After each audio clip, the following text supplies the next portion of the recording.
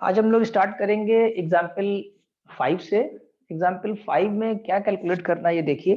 Find range space, range space निकालना है।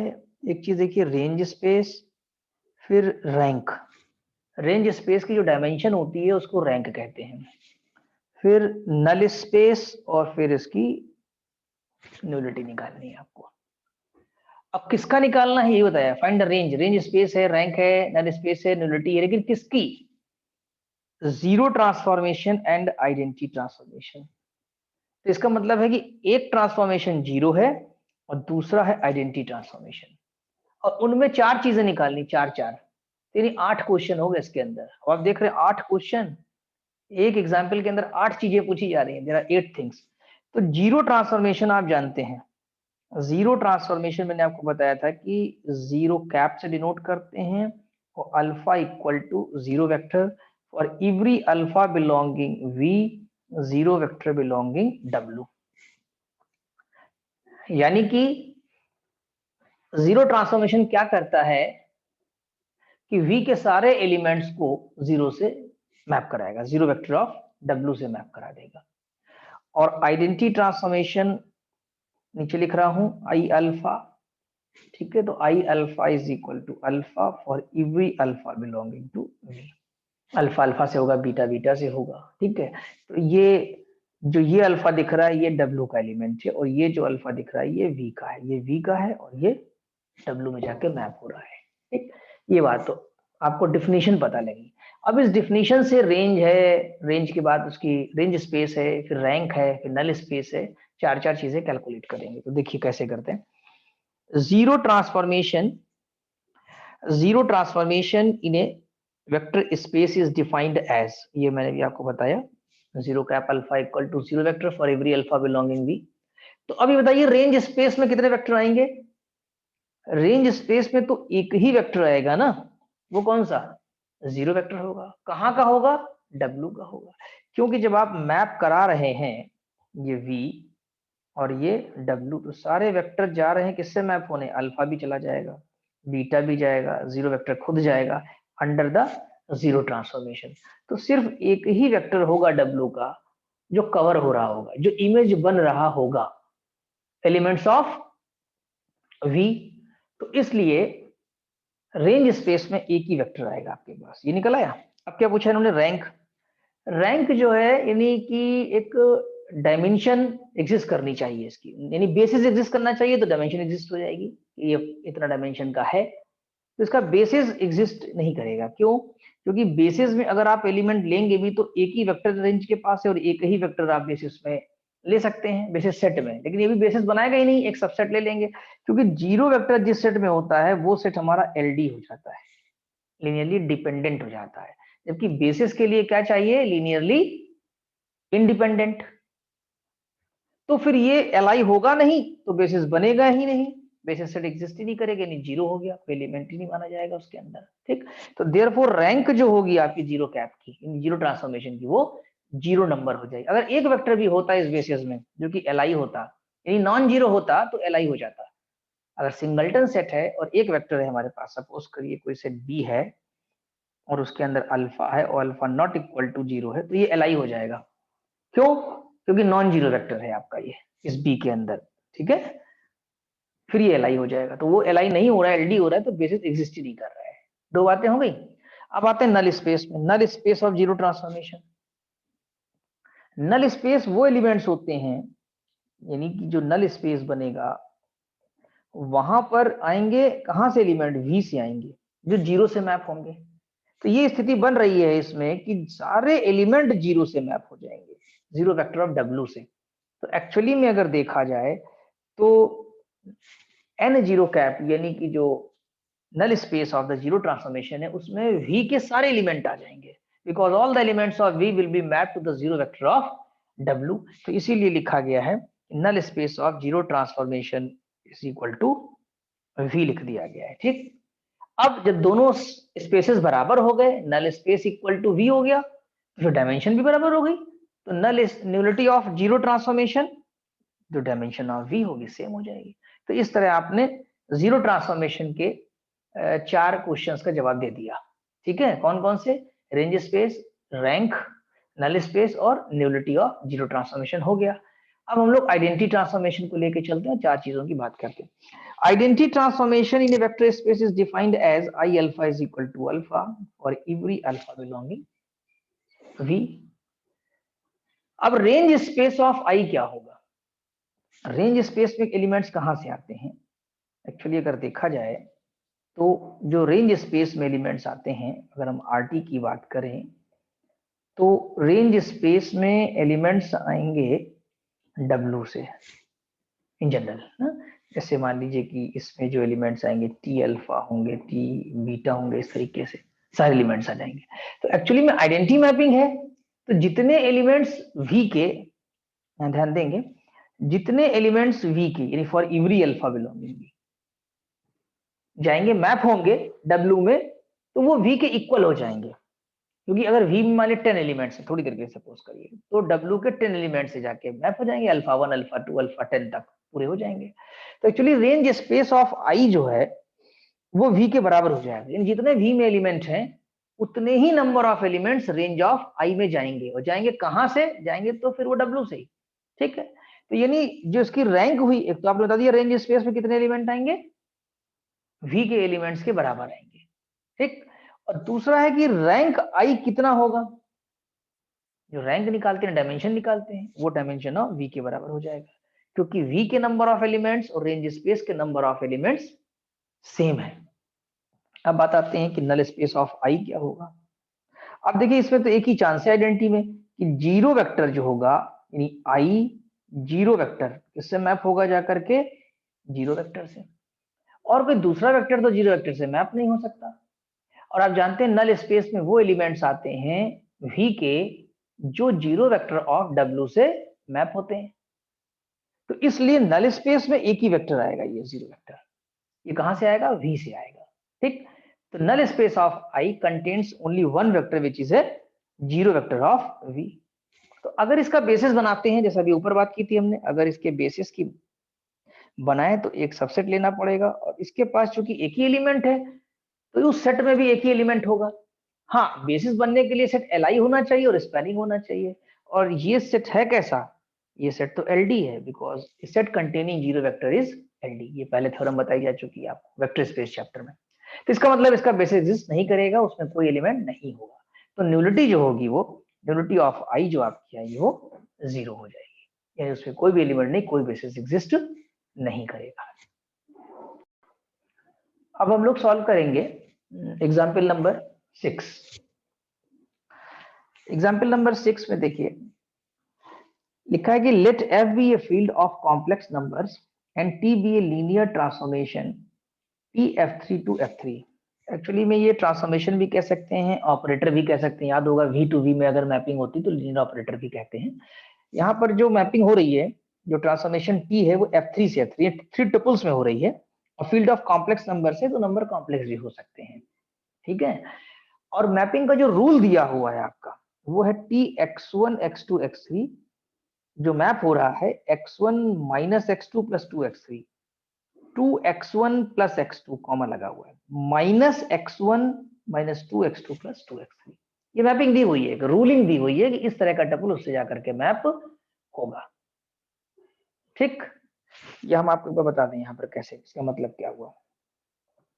देखिए ध्यान से, क्वेश्चन ही समझा देते हैं। जैसे मान लीजिए आपको F3 दिया हुआ, तो इसको F3 ले लीजिए, कोई दिक्कत नहीं, और थ्री टुपल्स का है, और यहाँ पर भी आपके पास ये F3 है, थ्री टुपल्स का है। ठीक है, अब यहाँ पर कोई एक अल्फा है, अल्फा है x1 x2 x3, ये अल्फा है, और यहाँ जाके मैप होना है इसको। ठीक, तो किस वेक्टर से होगा? अभी पीछे रूलिंग देख नहीं रहे इसकी क्या है, हम अपने आप से बना दे रहे हैं कि कुछ इस तरह से मान लीजिए, जो भी पीछे एक्चुअल होगा उसको नहीं देख रहे हैं। मान लीजिए ये हो गया x1 minus 2x2 plus x3 हो गया। ठीक है, और x1 minus x2 plus x3 हो गया, लाइक दिस। तो अगर हम आपसे पूछें इस रूल के तहत कि t 1 1 1 किससे मैप होगा, तो पता है आप क्या करेंगे? 1 1 1 रखेंगे, यहाँ 1 प्लस 1 माइनस 1 रख देंगे, 1 माइनस 2 प्लस 1 रख देंगे, 1 माइनस 1 +1 कर देंगे, ये कॉमन नहीं होगा, तो यहाँ पर ये हो जाएगा, कट गया 1 और ये हो गया 0 और ये हो गया 1, यानी 1 1 1 यहाँ का 1 1 1 यहाँ के किस वेक्टर से मैप होगा, 1 0 यहाँ से मैप होगा। तो इस तरह ये जो रूल आपको दिया हुआ ये डिफाइन करता है, ये इंडिकेट करता है, बताता है कि V का जो एलिमेंट है, V यानी जो F3 है, इसको बेसिकली हम लोग V कहते थे और इसको हम W कह रहे थे, तो कौन सा वेक्टर किस वेक्टर से जाकर के मैप होगा, यानी 1 1 1 वाला टेपल्स का जो वेक्टर है 1 0 1 से हो जाएगा। अच्छा, अब जो इस क्वेश्चन में कहा जा रहा है वो आपको समझना है, पूछा क्या जा रहा है, in ABC, sorry, if ABC be a vector in F3 में एक 3 टपल्स का वेक्टर लिया ABC, be vector in F3, what is condition on ABC, ABC पे क्या कंडीशन है, such that ABC be in the range of T मतलब ये किस F3 की बात कर रहे हैं, समझ रहे हैं, एंड व्हाट इज रैंक, हम एक एक प्रॉब्लम पहले बताएंगे आपको कि हर क्वेश्चन में कह क्या रहे हैं, रेंज ऑफ T, तो एक्चुअली ये ABC जो वेक्टर बात कर रहे हैं ये W में रहा होगा, यानी कहने का मतलब है ये जो आपके पास इमेज सेट बन रहा है ये ABC यहाँ पर है, ये चीज है, ठीक। अच्छा, अब हम आपको बात बता दें कि जो RT सेट होता है ना, RT, ये तो आप जान रहे हैं कि RT में एलिमेंट्स कहाँ से आते हैं, W से ही आते हैं, इमेज जो बन जाते हैं वो आते हैं, तो क्या W के सारे एलिमेंट आ जाते हैं, नहीं ऐसा नहीं होता है ना, ऐसा नहीं होगा। मान लीजिए कि आपके पास कोई इसमें ABC आया तो जरूर कुछ स्पेशल टाइप का होगा, मान लीजिए ये भी हो सकता है कि A equal to B plus C condition लगी हो, कहने का मतलब है कि W के वही वेक्टर RT में जाएंगे जिनका फर्स्ट टपल, एक एग्जांपल के तौर पे हम बता रहे हैं आपको, एक फर्स्ट टपल सेकंड और थर्ड के सम के बराबर होगा, ठीक। तो इसको कहते हैं कंडीशन, जो हमने ये निकाली A is equal to B plus, अभी ऑब्टेन करेंगे आपकी इस प्रॉब्लम में, तो ये नहीं कि W के सारे एलिमेंट RT में चले आएंगे, कुछ ही तो आएंगे जो इमेज बनेंगे, और जो बनेंगे दोनों वो स्पेशल टाइप के वेक्टर होंगे, तो उन स्पेशल टाइप के लिए कोई टपल्स में इंटर रिलेशनशिप होगी, that is called the condition, ठीक। अब जब ये कंडीशन आ जाएगी और RT आ जाएगा तो RT की डायमेंशन भी निकालना होगा, जिसको रैंक T कहते हैं आप। इसमें दो बातें पूछी गई हैं, एक तो कंडीशन पूछी गई है, फिर से पढ़ते हैं, if ABC be vector in F3 what is condition on ABC पे क्या कंडीशन है, such that ABC be in the range of T, यानी RT में होगा। दूसरी बात है व्हाट इज रैंक T क्या है, तो एक प्रॉब्लम आपको ये समझ में आई कि हमें ये निकालना है कि RT में अगर कोई वेक्टर है तो उन वेक्टर्स के ट्रिपल्स में क्या इंटर रिलेशनशिप है। फिर दूसरी सवाल क्या कर रहे हैं, दूसरा, what are conditions on AB, यानी इसका मतलब इसमें दो कंडीशन निकलेंगे, कंडीशंस लगा है, what are conditions on ABC such that ABC be in the null space of T, ध्यान दीजिएगा, null space of T, NT में, एनटी वेक्टर कहां से आते हैं, एनटी में V से आते हैं, ठीक। और व्हाट इज नलिटी T पूछा इन्होंने, तो अगर हम यहाँ पर बात करें कि एनटी, अगर एनटी, अब यहाँ पर ABC इधर भी ABC लिया गया है यहाँ भी, और ABC इधर भी डिनोट किया गया है, कोई दिक्कत नहीं, बस आप उसको डिस्टिंग्विश करके समझ लेना है कि कौन वेक्टर कहाँ है। तो एनटी जो आपका है इसमें अगर एक वेक्टर ABC आता है तो व्हाट आर कंडीशंस, ये पूछा है, जरूर इसमें दो कंडीशन रही होंगी, जैसे A is equal to B minus C का होना, ठीक है, या A is equal to 2B plus C का होना, हो सकता है ये दो कंडीशन निकल आए आपकी। तो इसका मतलब एनटी में V से सारे एलिमेंट नहीं आते हैं, V से सारे एलिमेंट एनटी में नहीं आएंगे, कुछ ही एलिमेंट आएंगे एनटी में V से, वो कुछ कौन से होते हैं वो तो आपको डेफिनेशन पता है, जो जीरो वेक्टर से मैप होते हैं, अल्फा बिलोंगिंग, ये वही तो आते हैं एनटी में, ठीक। तो अब जो वेक्टर आएंगे जरूर उनमें कहीं ना कहीं कोई इंटररिलेशनशिप होगी, उसी को कंडीशन कहा जाता है। तो NT contains vectors from V having सब interrelationship between ABC, that is a condition. और जो एनटी आ जाएगा इसमें वेक्टर्स आ जाएंगे, आपके पास आएंगे तो इन्फिनिटी वेक्टर्स, और आएंगे V के पास भी इन्फिनाइट है, सबके पास इन्फिनाइट वेक्टर्स हैं, बट जो वेक्टर्स होते हैं ना वो स्पेशल टाइप के होते हैं, तो उस स्पेशल टाइप से उनकी स्पैनिंग निकल आती है कि वो किन वेक्टर से स्पैन हो रहे हैं। जैसे आपने मैट्रिक्स वाले सेट में पढ़ा था कि चार होते हैं स्केलर्स, जैसे ये मान लीजिए ABCD है मैट्रिक्स कोई हमारे पास, तो इसको स्पैन करने के लिए कितनी मैट्रिक्स चाहिए, केवल 4 ही मैट्रिक्स तो चाहिए। और अगर यहाँ मान लीजिए AA हो जाए, AACD, तो हमें शायद 3 मैट्रिक्स चाहिए होंगे स्पैन कराने के लिए। तो उसी तरीके से एंटी को स्पैन कराने के लिए कितने वेक्टर्स की नीड होगी वो निकालेंगे हम लोग, और क्या वो लीनियरली इंडिपेंडेंट है ये पता लगाएंगे। अगर लीनियरली इंडिपेंडेंट है और स्पैन कर रहे हैं तो फिर बेसिस बन जाएगा, और बेसिस बन जाएगा तो फिर ये न्यूलिटी बन जाएगा आपका। ठीक है, तो इस तरीके से हम यहाँ पर कर सकते हैं। तो अब देखिए कंडीशन निकालते हैं हम लोग यहाँ पर। अब सोल्यूशन में जाते हैं। Let A B C be in the range space of T, यानी ये एलिमेंट आपका कहां पर है, इमेजिन करिएगा, ये हमारा आरटी में आ गया है। कहा गया है, आरटी में, रेंज स्पेस ऑफ टी।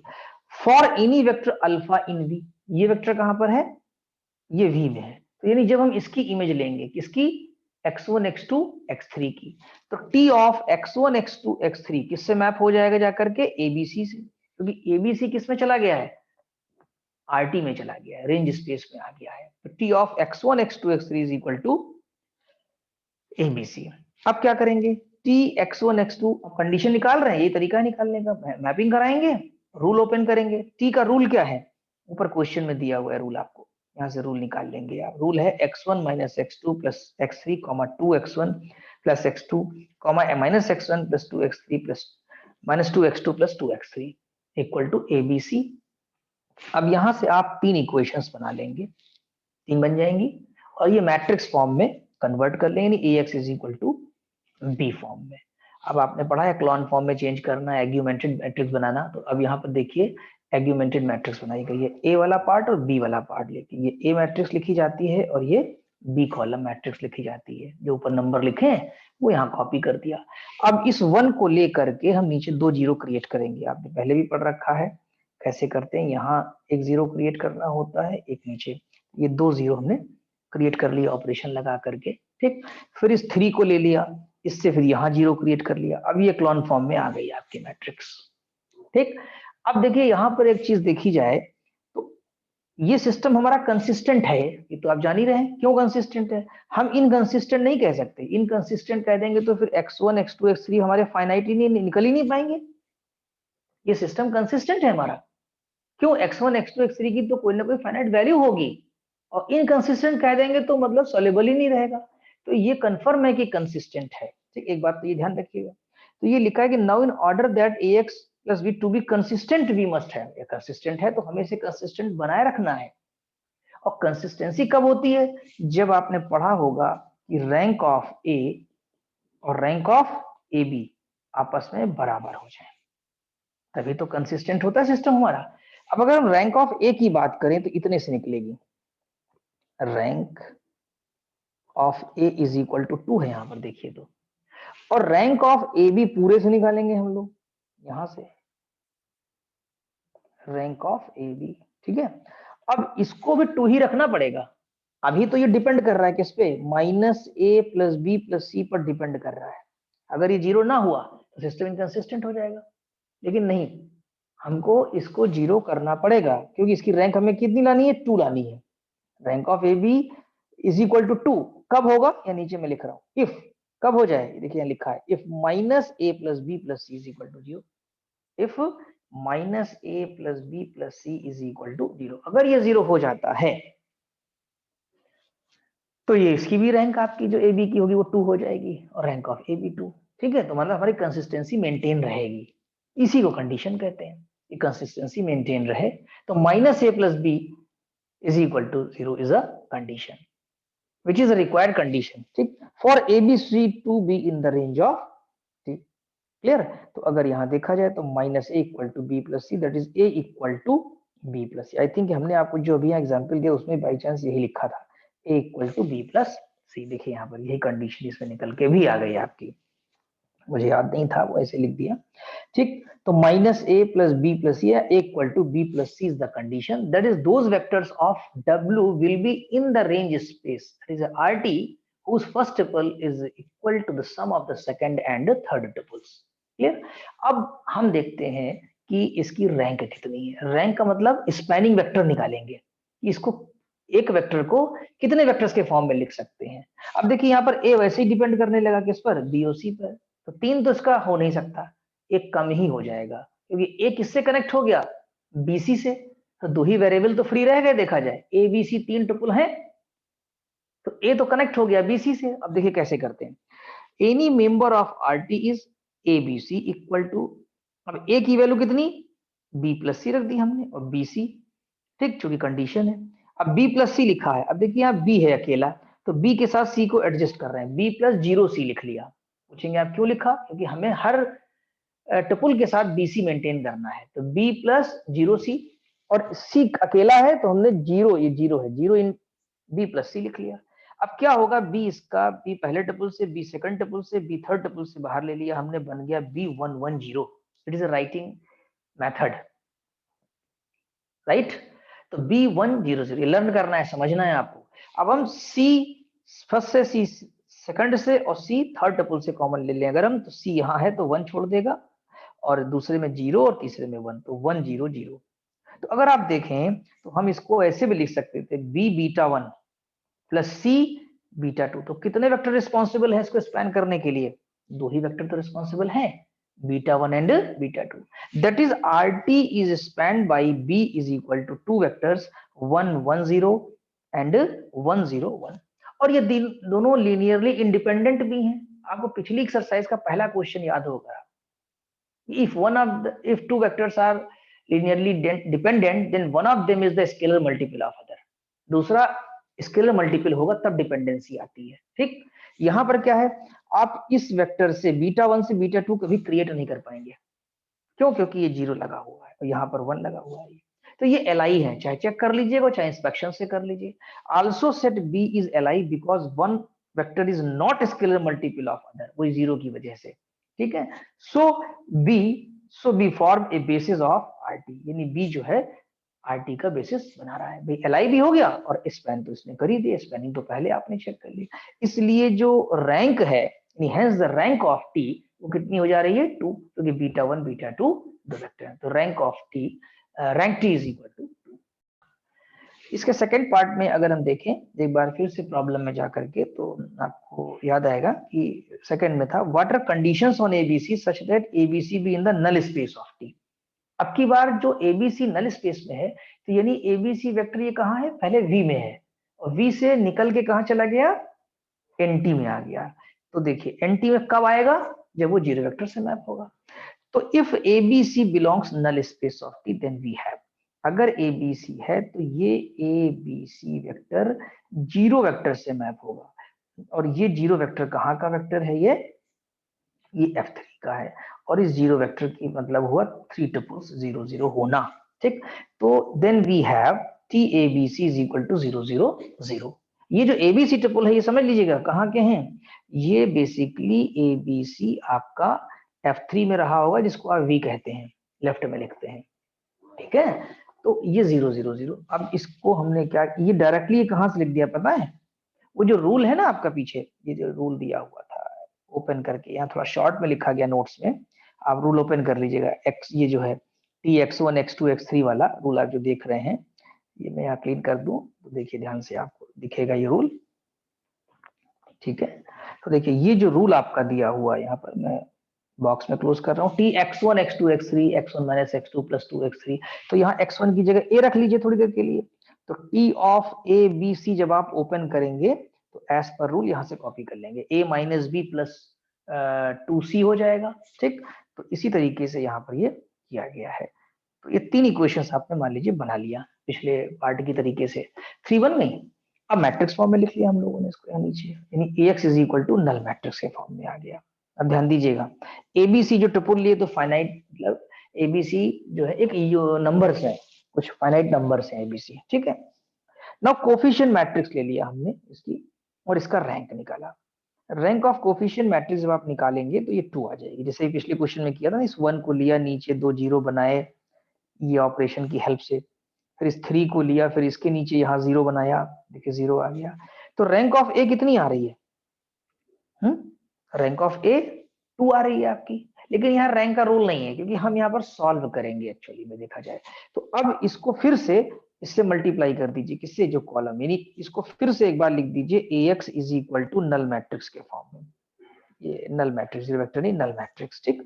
तो इसका A ये है, मैं यहाँ वर्किंग करके आपको दिखा दे रहा हूँ कि AX is equal to null matrix. तो A की वैल्यू कितनी, 1 -1 2 इक्विवेलेंट मैट्रिक्स लिख रहे हैं हम लोग, 0 3 -4। बेसिकली हमने समझिए सॉल्व किया है इसको ABC के लिए, ठीक है। ये और x की वैल्यू कितनी है, यहाँ पर अगर हम x का मतलब हम लिख रहे होंगे ABC, यहाँ हम लिख रहे होंगे नल मैट्रिक्स कॉलम के फॉर्म में, ठीक है।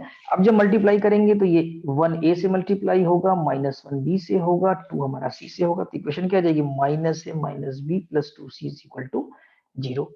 फिर ये 0 जाकर a से मल्टीप्लाई होगा, 3 जो है b से मल्टीप्लाई होगा, और इसका जो -4 है वो c से मल्टीप्लाई होगा, ठीक। तो बनेगा 3b, यहाँ से मल्टीप्लाई होगा 3b, ये -4c से जाएगा 4। देखिए 2 कंडीशन आ गई आपकी, ठीक। 10 एनटी में जो वेक्टर है बिलोंग कर रहा है, कहां से आया, F3 से नहीं, V से, वो 2 कंडीशन के साथ आ रहा है। ये a - b + 2c भी 0 होना चाहिए और 3b - 4c भी 0 है। This type of vectors from V will belong in NT, वो NT में जा पाएंगे, सारे वेक्टर नहीं जा पाएंगे, ठीक। टू फाइंड नलिटी, अब इसकी हमें नलिटी निकालनी है। तो देखिए इसमें ये ABC जो है, इसमें हमने A को जो है C के फॉर्म में लिख लिया। ए को सी के फॉर्म में कैसे लिखा, एक्चुअली बी की वैल्यू यहां से निकाल करके पुट कर दी इसमें। आपके पास है a - b + 2c, ध्यान समझ लीजिए, और 3b - 4c = 0। अब आपको a निकालना है, ठीक। तो a = हो गया b + 2c। अब इस b का मान यहां से निकाल के यहाँ पुट कर दीजिए, c के टर्म्स में आ जाएगा। आप चाहे तो सबको a के टर्म्स में निकाल सकते हैं, चाहे तो आप सबको b के टर्म्स में निकाल सकते हैं, आप चाहे सबको c के टर्म्स में निकाल सकते हैं, ठीक। यहां पर सी में किया गया है, अभी हम और बताते हैं इसके बारे में। सबको सी के बारे में किया गया, बी को सी के फॉर्म में लिख लिया, तो बी तो सी के फॉर्म में बहुत आसान है, 4c/3, ठीक। और सी तो अपना सी है, तो ये वेक्टर आ गया। हाँ, जब आप ए के फॉर्म में करेंगे तो ये वेक्टर बदल जाएगा। हम थोड़ी देर के लिए इसको c/3 बीटा लिख रहे हैं, ठीक है। ये जो बीटा हमने बनाया ये बदलता रहेगा, जब ए के फॉर्म में लिखेंगे तो बदल जाएगा, बी के फॉर्म में लिखेंगे तो बदल जाएगा, ठीक। लेकिन बदलने से कोई फर्क नहीं पड़ता उसके, केवल स्पैनिंग वेक्टर चेंज हो जाएगा आपका, ठीक है।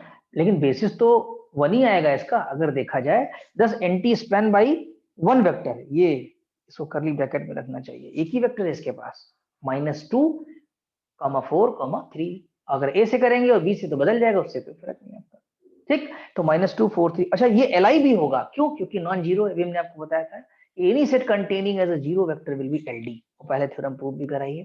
और यहां पर ये कैसा है, लीनियरली इंडिपेंडेंट बीइंग या due to non zero vector. अब ये एक ही वेक्टर है और LI भी है, तो ऑटोमेटिक जो बेसिस में एलिमेंट वो एक ही तो हुआ, तो नल्टिटी कितना हो गया, 1 हो गया, ठीक। तो यही आपका आंसर हो गया। एक चीज हम थोड़ा एनालाइज करना चाह रहे थे, अगर आप ध्यान दें तो रैंक टी कितना निकाला अभी ऊपर आपने, 2 निकाला, जस्ट अभी निकाला हम लोगों ने रैंक टी ऊपर, देख लें एक बार, रैंक टी, ठीक। रैंक टी यहाँ लिखी हुई है, 2 निकली थी। और अभी अभी आपने जो नुलिटी निकाला वो वैल्यू निकाली आपने 1, और कल एक फॉर्मूला भी पढ़ा था कि rank T plus T is equal to dimension of V, V के डायमेंशन के बराबर होगा, ठीक है। और शायद होगा भी, देखिए इसकी 2 आ रही है और इसकी 1 आ रही है, 1 + 2 कर देंगे तो कितना हो जाएगा, 3 हो जाएगा। तो आई थिंक ये आज का पूरा टॉपिक आपको समझ में आ गया होगा। अब नेक्स्ट लेक्चर में हम लोग अलजेब्रा ऑफ लीनियर ट्रांसफॉर्मेशन से स्टार्ट करेंगे।